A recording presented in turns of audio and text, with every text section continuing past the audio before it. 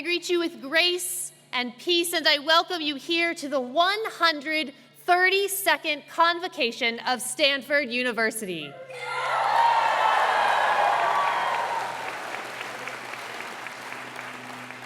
As is our tradition in these momentous university events, we pause to acknowledge the land on which the university stands and the peoples who steward it. I invite you now to please rise as you are able and remain standing throughout the land acknowledgement and the invocation to follow. I'm pleased now to introduce Alyssa Charlie, class of 23, from the Dene Nation, Navajo Nation.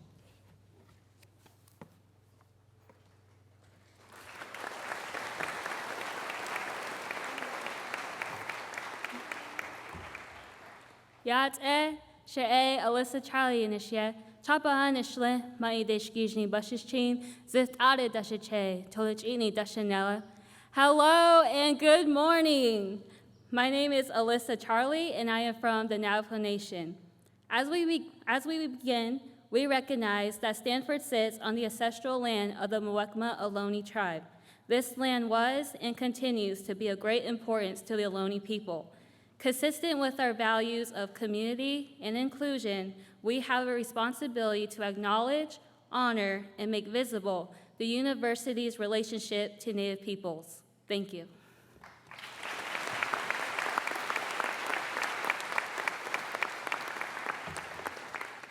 In that spirit of honor and reverence, let us be together. Today we gather beneath the shelter of these tall trees to mark the beginning of our Stanford journey. Filled with eager excitement, we come away from the hectic pace of campus to pause, to mark this moment as we move from admits to students, real students, from guests to residents, and from individuals into a beloved community. This year, as we begin, may we nurture a passionate love of learning marked by curiosity and wonder. May we pursue excellence, not as an end in itself, but rather as a means to promote the good and transform the world. And above all else, may we seek to do more than simply survive. May we seek to thrive, to flourish and grow. I invite you in this moment, as you make this transition into life at Stanford, to take a look around. Go ahead. I really mean it. That means looking forward and backward, side to side, at all of the friends, the family. I know you're like, this is kind of hokey, but do it, because really and truly, it is in this community, it is with these people, students, staff, faculty, friends, family, it is with this community that we will sojourn together. Stanford is Stanford because of who we make it to be. This year will be what it will be because of what you do to make it so. And Stanford will be what Stanford will be because of each and every one of us here. So take one last good look around and savor this moment, your moment, our moment. You see, life is more than the worldly successes we measure. Its value lies in relationships we cultivate, the bridges we build, the compassion and care we give and receive. And in the end, it's how we treat one another and ourselves that determine whether we fail or we flourish. So friends, this year, let's choose to flourish. Amen. You may be seated. And now, the reason why you are all here, it is my pleasure to introduce to you the Dean of Admission and Financial Aid, Richard H. Shaw.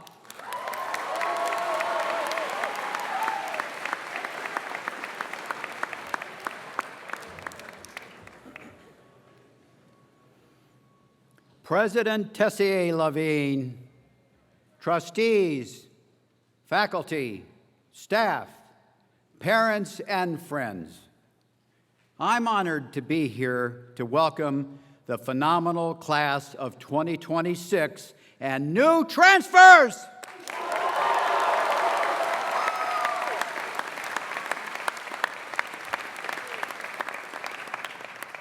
It is wonderful and kind of a miracle that we're all here in person in this beautiful outdoor amphitheater on this equally beautiful California day.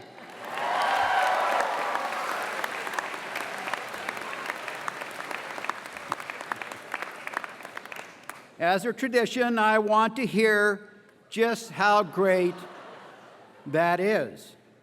So, get ready. Reach down within yourself, concentrate, and repeat after me with everything you've got. Go Stanford! Go Stanford! Go Cardinal! Go Cardinal! Woo! Thank you. That was amazing. Must be the rain. I don't know. Class of 2026 and new transfers again, welcome to the farm.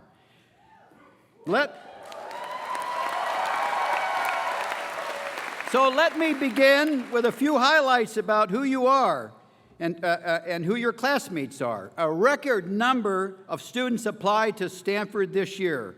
1,785 of you are matriculating today. 1,738 of you are first-year students. I expect a lot for this next one. 47 of you are transfer students.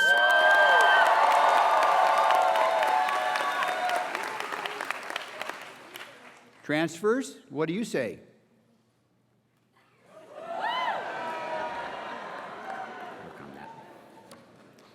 Okay, you are joining from all 50 states and 75 countries, ranging from Albania and Argentina and Australia to the Ukraine, Vietnam, and Zimbabwe.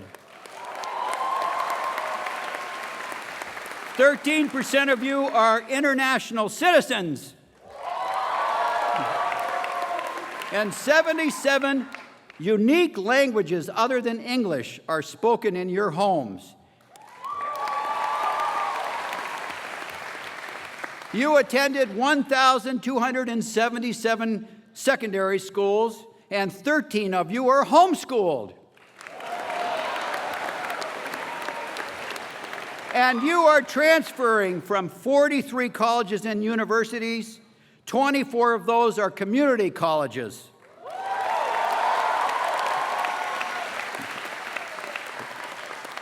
For the class of 2026, 21% of you are among the first in your families to attend a four-year university.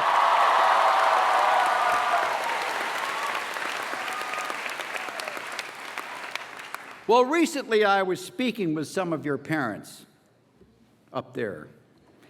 They asked me, which class is the best class you have ever admitted?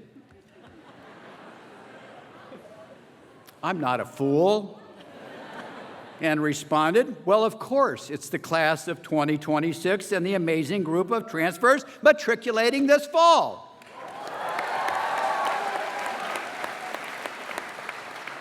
Okay, I confess, I might have said something similar to the parents in the previous 16 classes. I have welcome to Stanford, but at this moment, you are the best class and the one closest in time in my heart. I've spent 4 decades in the field of undergraduate admission and financial aid.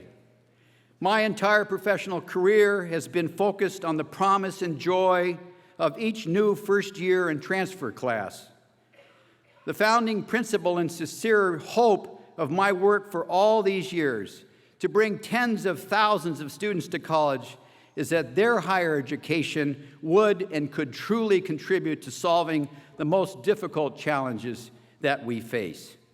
That higher education could offer horizons, not boundaries, and that the key in our humanity and openness as we come together on the college campus.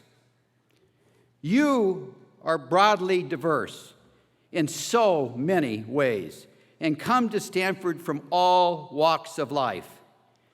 You will grow together with an openness that says, I want to learn from you.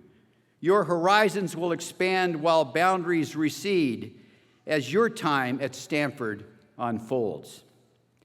This far-seeing openness is what we saw in your application to Stanford. One of you wrote about just this idea in the essay that invites you to write a letter to your future roommate. You said, if you are willing, let us see each other for who we are, the good, but also the bad, because that's often the hardest to accept. If you'll let me share my story and hear yours, my hope is that we can grow together without having to hide any of our flaws. I know I have so much to learn from you, your experiences, and the people who have shaped you. And then maybe, with any luck, we can become each other's family. When we are open, when we share, when we listen, there is no boundaries or no gravity to hold us back from each other. No gravity to hold us back from our dreams. These are the ideas I want to leave you with in this moment of beginning convocation. And to help illustrate them, who better than a Stanford graduate currently working in the zero gravity of space? If you've been following news from NASA, you will have seen images of astronaut and Stanford graduate Jessica Watkins.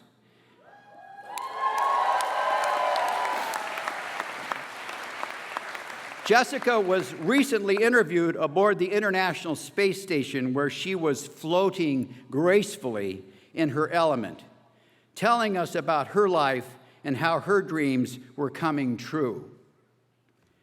Jessica's from the class of 2010. She earned her bachelor's degree from Stanford in geological and environmental sciences. She is the first black woman to serve on a long-duration mission on the International Space Station.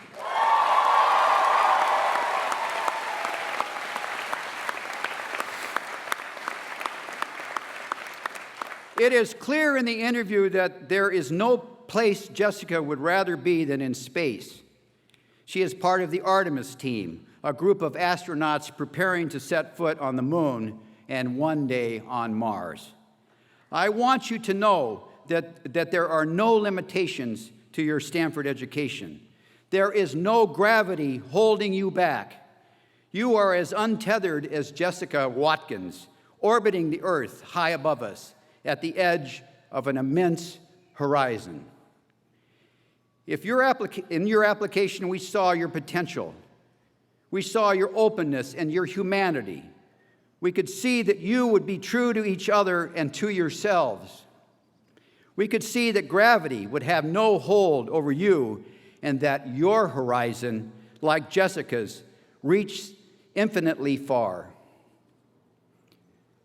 We look forward to your journey.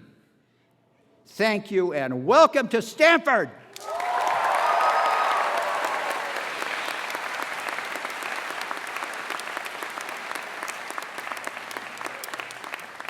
And it gives me great pleasure to now deliver the class of 2026 and new transfers to the undergraduate schools. And I welcome to the podium the Vice Provost for Undergraduate Education and Professor of Physics, Sarah Church.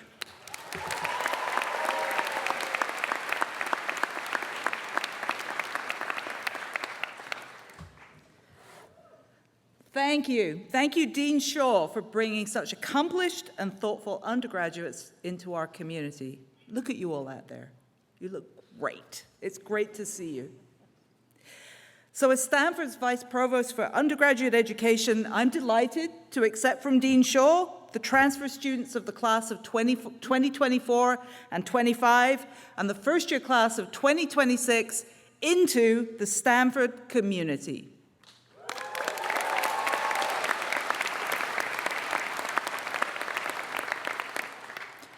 Welcome to the first pages of the next remarkable chapter of your lives. So I'm greeting you today as a representative of both our university faculty and our staff. All of us at Stanford are so eager to teach you, advise you, support you, learn from you, cheer you on, and honor your progress and contributions along your chosen pathway. By joining this community, you've recognized the value of a Stanford education, and you'll discover that in courses that cross disciplines, that will both excite and challenge you. Throughout your journey, you'll build new relationships with instructors, academic advisors, and mentors. And of course, you have the chance to make deep, long-lasting connections with many of your fellow students. Dr. Steinwart invited you to look around at your fellow students. And so when you did that, I hope what you saw is that beyond the roommate you're already getting to know, sprinkled throughout this amphitheater are the peers that you will be meeting. And you'll be learning from them in your first-year courses, in your college and PWR courses, and in your introductory seminars. You'll have a chance to get to know them better in your late-night study groups. You'll cross paths with them in your neighborhood, and you'll discover new friends who might partner with you in a Cardinal Service Initiative, an undergraduate research project, or a study away experience. So what I'm going to do today is to ask you to look out for one another, to be there when your new friends ask you for support, and help guide them to important resources. You'll be there to remind one another, especially when it's most important, that this isn't a community in which you need to recalibrate to fit in. You got here by being you. Indeed, this is a place where each of you can and will find, occasionally with a bit of guidance, a true sense of academic well-being and belonging simply by being your authentic self. And so because of that, while you and your families may understandably be excited that Stanford chose you, we're thrilled that you chose us. Now, I imagine you selected Stanford in part because of the extraordinary liberal education that it offers. It's an education designed to help you think critically, to challenge your assumptions, and also to offer you the space to stretch yourself and to explore new intellectual and social terrain as your identity continues to evolve. Speaking as a member of Stanford's faculty, I hope you'll invite us on your academic journey. Ask questions. We love questions. Share your ideas with us, your worries, or anything that's on your mind. Given that the courses we faculty teach are designed to challenge you, there's almost certainly going to come a time when you encounter academic difficulty. So I want you to remember that this happens to all students, including me when I was in your position. So I was a first-gen student, so I appreciate how difficult the transition is for those of you here today who are first-gen, and those who don't know what to expect because your family doesn't have that lived experience to share with you. And that was my experience as an undergraduate at Cambridge University in the UK. And that was a place where I struggled mightily academically until I didn't, because I was able to find support once I found that I could ask for it and started to look for it. So I want you to know before you start your first class that when the time comes that you need it, you can ask for help and find it in many, many places. Just ask. Something I hope you'll also discover here as part of your academic journey is that success is not always about knowing the right answer, getting good grades, finishing first, or having everything figured out before you've even gotten started.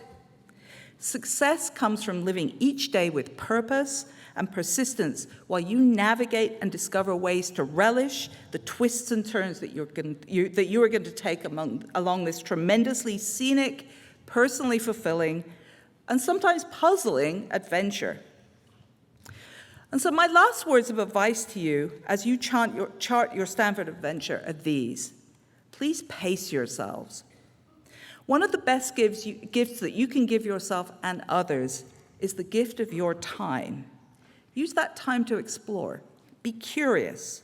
Take opportunities to reflect on what and whom you care about as you embrace this incredible experience. So while there are decisions to be made in the future about majors and internships and future careers and what to sign up for and what to get involved in, I'm not going to be the first person or the last to tell you you have plenty of time. So for now, take a deep breath and be here in this moment with your loved ones, and again, look around you, your enormous new community of support. Everything else will get sorted in due time. So with that, be well, be safe, and be open to what comes.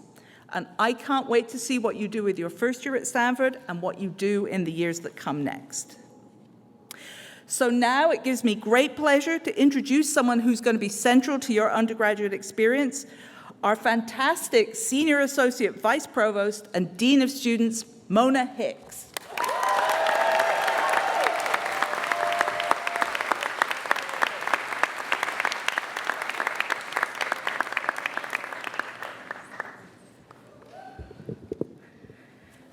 Whew.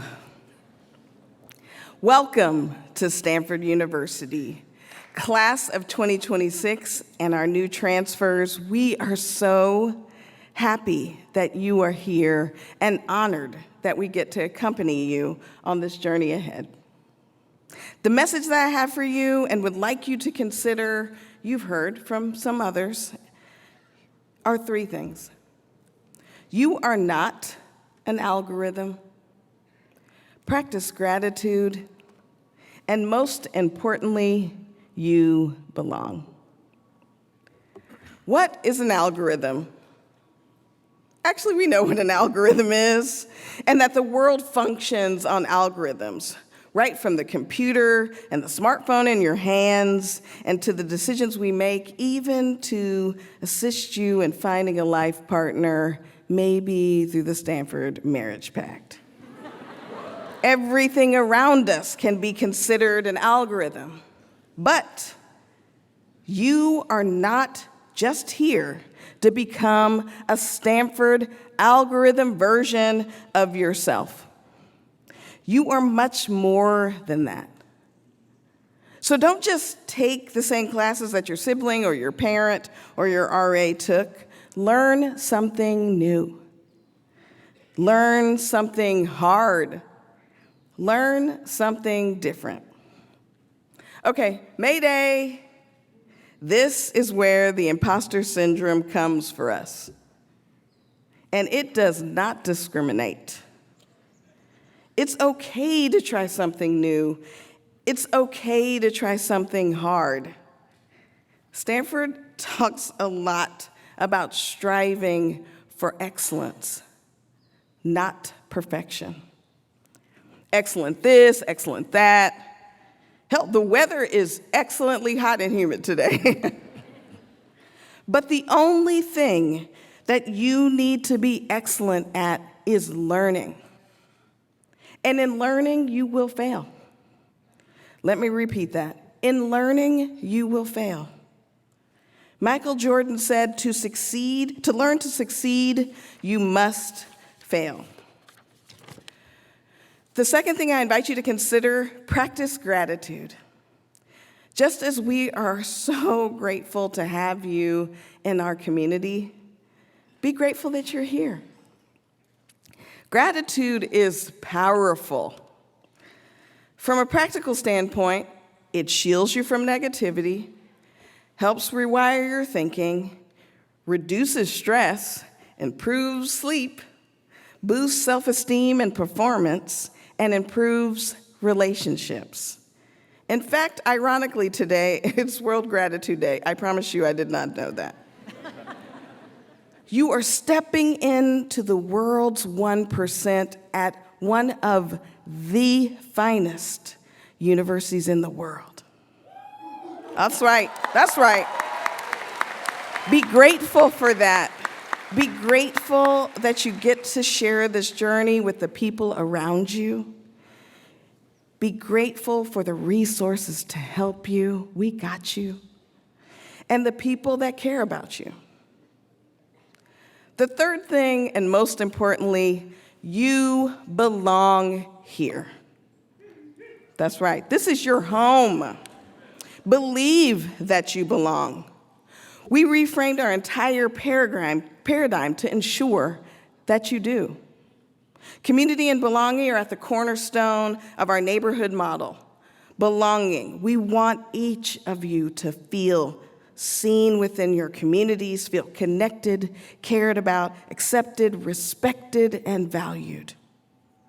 The best definition of community that I have found includes this critical notion that we want you to be empowered to find fellowship with others, where you can always find a sense of support and welcome, and always be yourself. In spite of the awkwardness of getting to know new people and hundreds of y'all having the same color bike now, you belong. If you are able, acknowledge the person to your left, your other left, and tell them you belong. Tell them. Now acknowledge the person to your right and tell them you belong.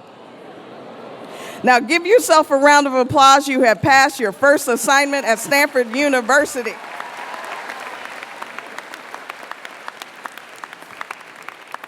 Every Sunday night, I watch the show called House of Dragons. Some of you have heard of it. These people do not learn from their mistakes.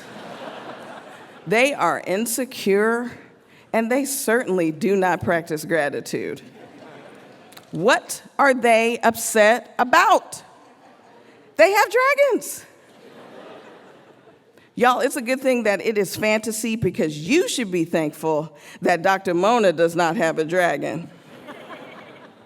Next time I'm at the grocery store and they force me into that self-checkout line, Dracarys.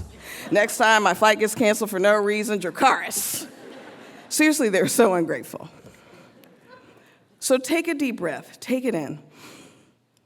Whew. You are a cardinal now.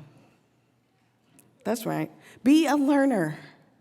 Take that road less traveled. Ask for help. Please ask us when you get lost. I'm slowly also trying to watch Stranger Things, but I'm a scaredy cat. But what keeps me going is their quirky friendship and Dustin. I love Dustin. So be curious like Dustin. Practice gratitude. I don't know who said this, but the struggle ends when gratitude begins. Can I get an amen on that? You belong here. You belong here. You have your own neighborhood. Listen, I did not get my first neighborhood as an adult until I was over 35. Why I have chosen those three things is because although it may feel safer to blend in, and although it may seem hard to practice gratitude when things go wrong, and although it can be lonely sometimes, you have to remember that this is your time to learn and grow.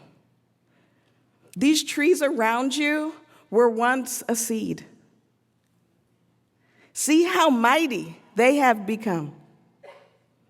That seed was once buried in darkness and now shines in the sun and moves in the breeze. And like these trees, you need watering to ensure that your own roots are stable.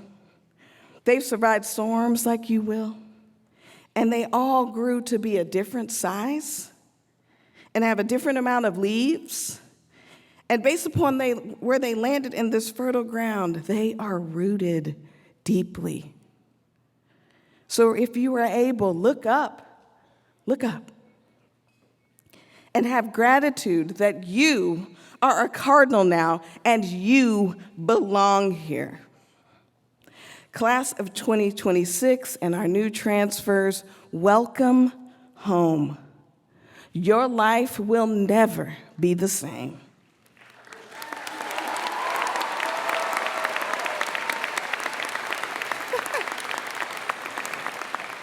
And so in honor of Soto, shout out, if you meet a new person, that's right.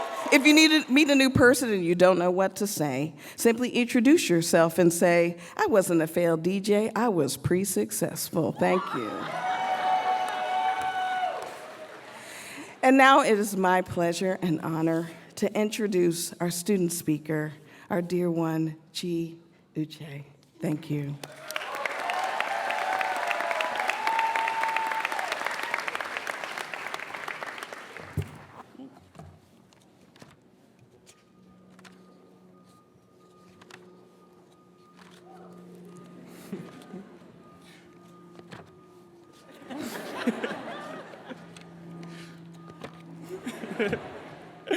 Hello. And good morning, President Tessier-Lavigne, Provost Drell, Vice Provost Church, Dean Shaw, Dean Hicks, faculty, trustees, and of course, new first years, transfers, and families. My name is Chinemene Uche. I'm a senior in the School of Engineering, and it is my honor and pleasure to be speaking to you today. Now, please join me in taking a deep breath in.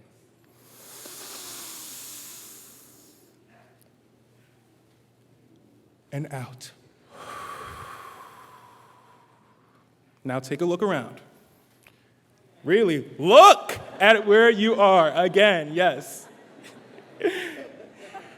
You've made it to Stanford. Yes. Congratulations on all your hard work that has led to you being here. What awaits you is a world of unique resources, cherished relationships, and as I have come to find out, opportunities for growth as both a scholar and a human. Backing up a little bit, while I was growing up, my parents, like many Nigerian immigrants, encouraged my siblings and me to be the best that we could be. And to them, that meant going to the best universities. By the time that I entered high school, I had already internalized this philosophy. I took every AP class I could. I held leadership positions in clubs, I worked to be a leader in my community, and I loved every part of it. I realized I was putting a lot of pressure on myself, but it was worth it. I got into my dream school.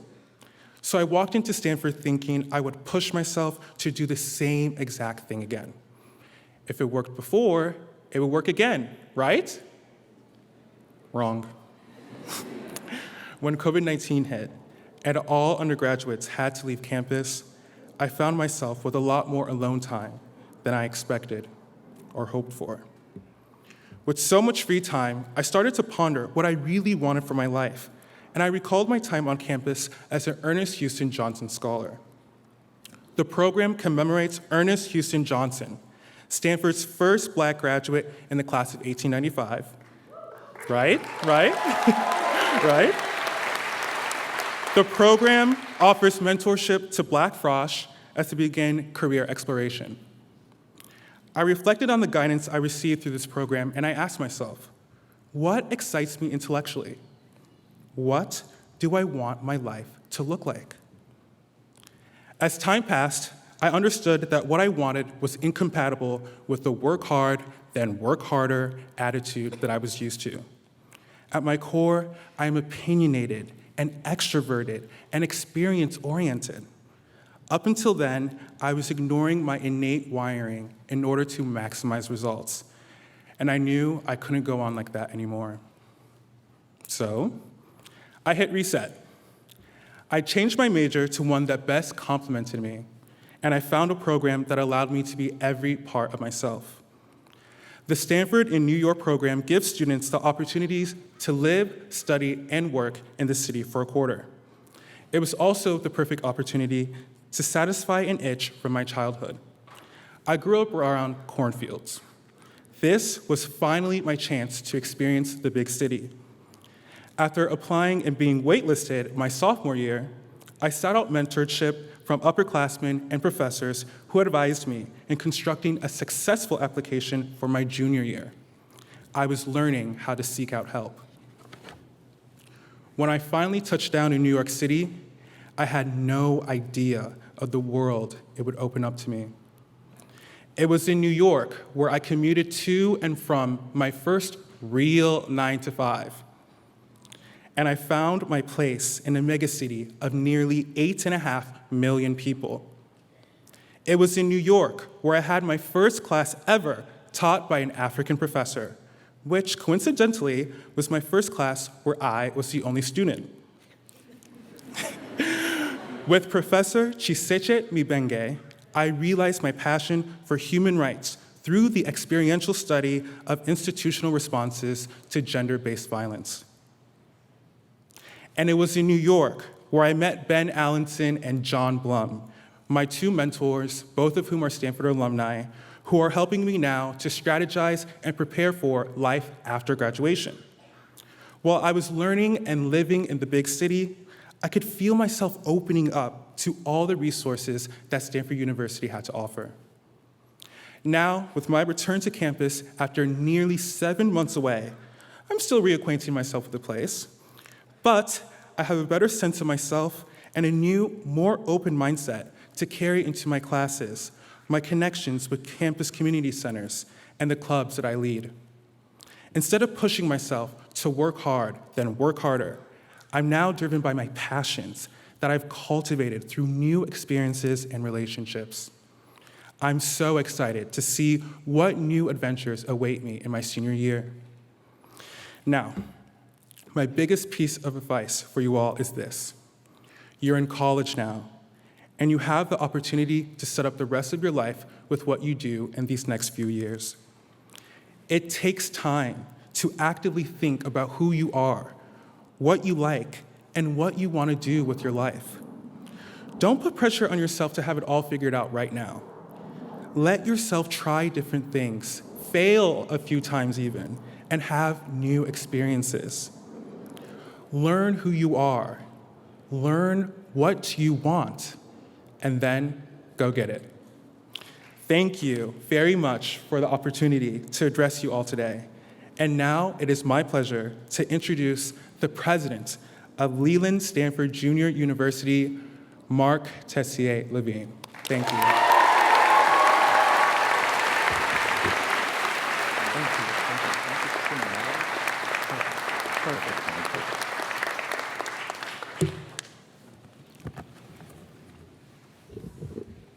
Well, thank you, Chinameri, and good morning to all of you. Students, allow me to join Dean Steinwert, Dean Shaw, Vice Provost Church, Dean Hicks, and Chinameri in wishing you a very warm welcome to Stanford. We are so glad that you're here. Now, over the last year, we've had the honor of getting to know your accomplishments and your perspectives, and as you heard from Dean Shaw, we learned two things about you. We know that each of you will bring something special, something unique to our Stanford community, and we see the potential in each of you to do great things. I'm delighted to have this moment to celebrate together as you embark on your Stanford journey. It was especially wonderful to meet some of you during move-in yesterday. Move-in day is always one of my favorite days of the year. The anticipation and the energy are palpable across our campus, and it gives me a tremendous sense of excitement for the year ahead. To the parents, family members, and loved ones who are here with us today, I'm delighted to welcome you to Stanford as well. I'm sure you're feeling tremendous pride in your student. You have put your energy and your effort into getting them ready for where they are today. From that first day you dropped them off at preschool to running to Target yesterday because they forgot their shower shoes, you've been their chauffeur, their cheerleader, and their greatest advocate and supporter. I'm a parent myself to 3 kids who attended college, so I know how proud you must be. And I know that today is also bittersweet. Thank you for all that you have done to help your student prepare for Stanford, and thank you now for entrusting them to us. You have raised remarkable young adults. Now we will be your partners in supporting them through these next important years as they refine their own path and build a new community here at Stanford. Students, you're here because of your drive, your passion, and your promise. But as you begin your Stanford journeys, I want you to know that Stanford isn't just about using your talents and skills to better yourselves. It's also about using them in service of building a better world. When Jane and Leland Stanford founded this university in 1885, they did so to educate students and to generate knowledge not for its own sake, but for the benefit of humanity.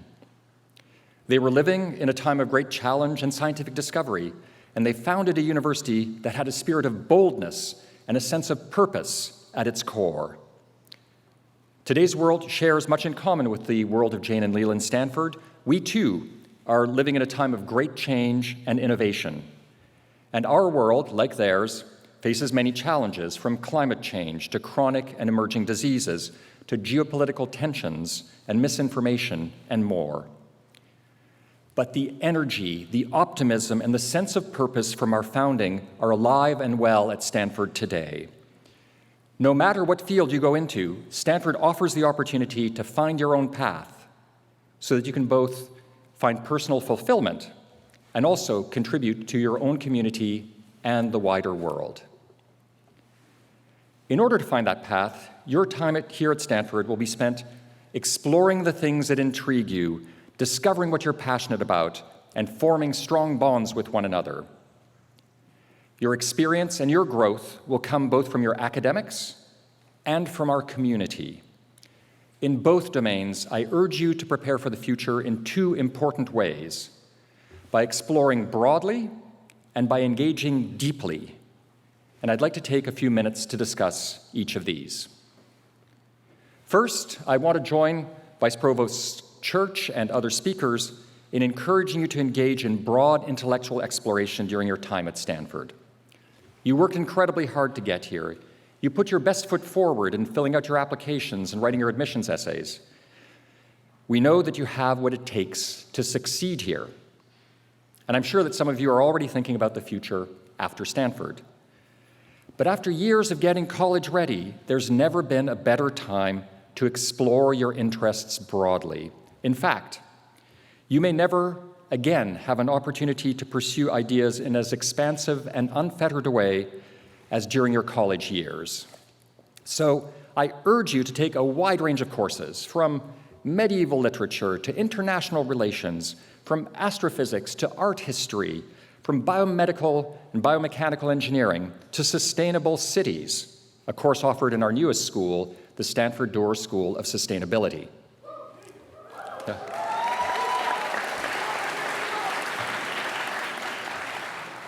As you've heard, it won't necessarily always be easy. Exploration can, in fact, sometimes be harder than just doing what you know you're good at. But it's important for a few reasons. First, it's fun. You'll encounter so many things that will amaze you and inspire you. When I ask alumni who graduated from Stanford 20, 40, 60 years ago what they remember most vividly and fondly from their courses, they often, very often say that it isn't what they studied in their major, but rather some fascinating facts or perspectives they learned in a course they took just out of curiosity. Exploring is fun and will enrich you deeply as a person. And it will help you learn more about yourself, as Chinamiri articulated so beautifully a few minutes ago. As he said, try different things, fail a few times, and have new experiences. I couldn't have said it better myself. And your university experience will be the richer for it.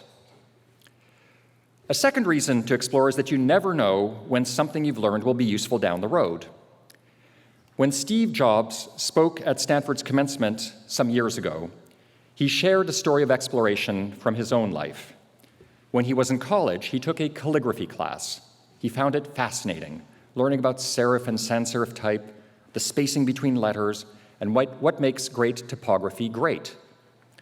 It didn't have practical application for his life at the time, but a decade later, That knowledge proved invaluable as he designed the first Macintosh and made it the first computer to incorporate great typography, revolutionizing computing and desktop printing.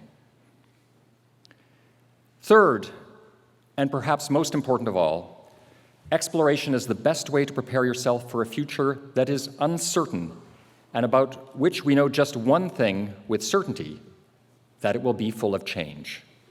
The world is in fact changing extremely rapidly, and encountering different ways of thinking and different fields of study in college will help develop the ability, your ability, to continually take in new information and to adapt to new ideas throughout the course of your life.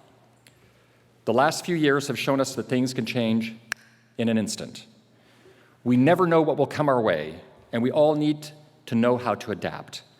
Exploration will teach you nimbleness, openness, and prepare you for a lifetime of learning. My point is this: your life will not be a straight path from beginning to end. We all walk a winding road, no matter how carefully we try to plan. The best way to prepare for an uncertain future is to explore widely and to learn as much as you can about everything you're interested in. It will set you up to succeed not only here at Stanford, but throughout the course of your lives. At the same time as you explore broadly, you will, of course, choose a major. And once you have, I encourage you to engage deeply in your chosen field. Developing the ability to dig deep in a field will also serve you well in your life after Stanford, whatever your area of activity. One important way to engage deeply in your chosen field is by finding mentors, people who can help you expand your knowledge, point you toward exciting new developments in the field, and show you possibilities you didn't know existed. It can also mean participating in hands-on research. Engaging in research will help you develop strong bonds with your professors and your peers, and it will give you the exhilarating experience of contributing to discovery. It will also help you refine your abilities to ask precise questions and assess data. It will broadly exercise and improve your critical thinking skills. You can also deepen your engagement by putting your knowledge into action, by finding internships in your chosen field. Above all, pay attention, ask questions, and get actively involved in your area of focus. Beyond your academics, I also want to encourage you to engage both broadly and deeply in our community. By supporting one another throughout your time here and engaging with one another across areas of difference, you will enrich your own experience. In the neighborhoods and beyond, you have the opportunity to develop rich social networks and great friendships, many of which will last a lifetime. You're joining a community where people help and support one another through hard times, as you've heard from other speakers today. For every one of you, there will be times here at Stanford that feel very challenging, as there are for me. You will encounter setbacks. You will receive critical feedback. You may even get your first poor grade. There are moments when you will need, for support, to draw on the connections that you've made with one another and with our university faculty and staff, including your resident fellows, professors, coaches, and student affairs staff. There is help and support for you here, and importantly, you will recover from these discouraging moments. Navigating setbacks is how we build strength and set ourselves up for future success. In addition to being a community of support, this is also a vibrant and diverse community, one in which we strive to meet one another respectfully, even when we disagree. During your time here, you'll meet fellow students, faculty, and staff members from all walks of life and from all corners of the globe. For many of you, this may be the most diverse community you've ever been a part of. It may even be the most diverse community you will ever be a part of. This provides you with a crucial opportunity to broaden your worldview, to sharpen your perspectives, and better understand how people can see common issues very differently. This is important because as you move through the world, here at Stanford and beyond, you'll continually encounter a diversity of perspectives, and you'll need to know how to engage in productive conversation across areas of disagreement. This is one objective of a program that you will all be participating in this year, Stanford's first-year shared intellectual experience called College, which, as you know, stands for Civic, Liberal, and Global Education. The two-quarter program will provide you with a forum to think about what it means to be an engaged citizen in today's world and to examine your own views and preconceptions in a rigorous academic context. It provides a setting for you to engage in productive discussions even about contentious topics. I like to say that it models how to disagree without being disagreeable. One focus of college is what it means to be an active citizen. Of course, one of the primary ways to be an active citizen in a democracy is by exercising your right to vote. If you're eligible to vote in the US elections this November, I hope you've already registered or will soon. On Election Day, Stanford will hold Democracy Day. Classes will be canceled to give students time and space for democratic participation, civic engagement, and community building. But you don't need to wait until Election Day to get involved. Active citizenship at Stanford begins with being an engaged and involved university citizen and working to co-create a thriving environment.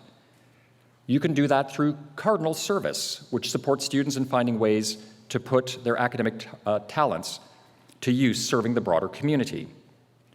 And you can also contribute to building a better future here on campus through your residential community, through student organizations, and through our many community centers. The work of building community and supporting one another is a central part of the Stanford experience. It will make your time here more fulfilling, and it will help prepare you for futures where you can have impact in your communities and beyond. Students, as we embark on this journey together, I urge you to explore and to engage intellectually and to work to expand your knowledge during your years here. And just as crucially, I urge you to engage in our community, to commit to supporting one another and to learning from one another. And parents and loved ones, if I could offer a final piece of advice to you, give your student the space to explore and find their own path, to change and to grow.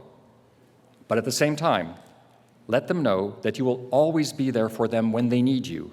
They will still need you. You will be astonished and so proud of how they grow and evolve during their time here. Students, I'm so happy that you've chosen to spend the next few years with us. I can't wait to see the wonderful things that you do here at Stanford and beyond.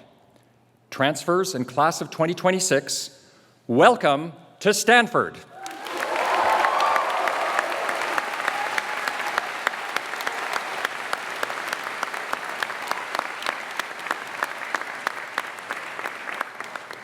And now it's my honor to introduce our student soloists, Sarah Lewis and Ki-Sok Lee, who will lead us in singing the Stanford Hymn.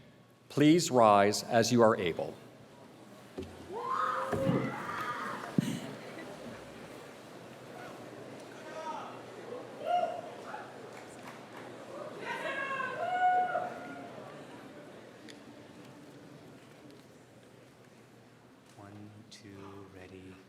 Where the rolling foothills rise up towards mountains higher, where at eve the coast range lies in the sunset fire, flushing deep and paling, here we raise our voices hailing thee, our alma mater, from the foothills to the bay, it shall ring as we sing, it shall ring and float away. Hail Stanford, hail, hail Stanford, hail.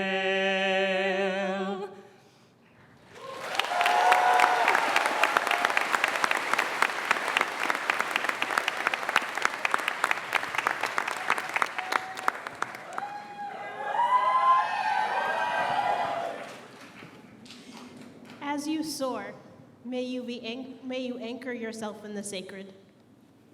وقل رب زدني علما and say, "My divine teacher, increase me in knowledge." God, teach us what will benefit us. Benefit us with what you have taught us, and increase us in knowledge. God, grant us your love, the love of those that you love, and the love of everything that brings us closer to your love. So we pray now, invoking sacred presence to fill this place with light, with love, and with hope for a new year. Teach us who are new to Stanford to open our arms wide to others while also being vulnerable enough to be embraced by others. May the knowledge gained here, be it in classes, conversations, or in dorm rooms, be a light for you and for everyone around you. May the friendships be forged, new mentors made, and new pathways enlivened in the dawning of this year. And in the words of the rabbinic and biblical prophets, Hu haya omer, lo alecha hamlacha ligmor, velo ata ben chorin libatel mimena. Uma Adonai doresh mimcha, ki im asot mishpat, ve'avat chesed, ve'hatznea lechet im Elohecha. You are not obligated to complete the work, but neither are you free to abandon it. Do not be daunted by the enormity of what lies ahead. Do justly now. Love mercy now. Walk humbly now. And so, as you begin, may you know that all you need is within you. And may your learning be sweet, even when it's hard. May you be unafraid to fall. And may you, if you stumble, rise again to face the challenge of the moment with the heart and perseverance. Finally, may you be stirred to seek truth and dare to speak truth to power always and in all ways.